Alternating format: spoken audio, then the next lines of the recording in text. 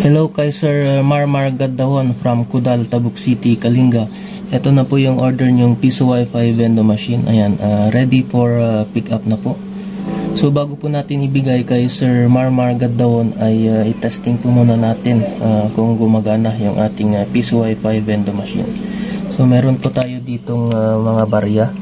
So meron po tayo ditong piso na luma at bago, 5 luma at bago, 10 peso coin na luma at bago, at saka 20 peso coin. Ayan po. So connect muna tayo sa kanyang SSID. So yung gusto po niyang SSID ay PisoNet. So connect po tayo dito sa PisoNet.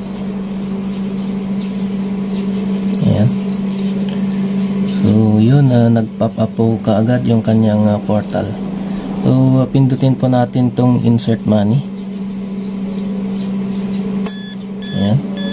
And then maghulog po tayo ng coins. So yung lumang piso muna. Ito, lumang piso. Ayan, piso.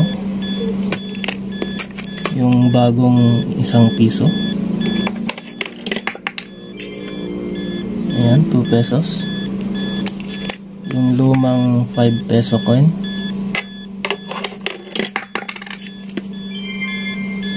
Ayan, naging 7 pesos. Yung bagong 5 peso coin. Ayan, naging 12 pesos. Yung lumang 10 peso coin. Ayan, naging 22 pesos. 22. O yung bagong 10 peso coin. Ito po.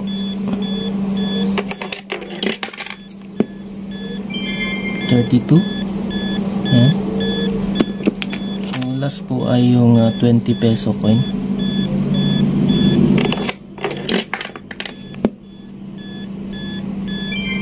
Ayan, 52 po lahat. So working po yung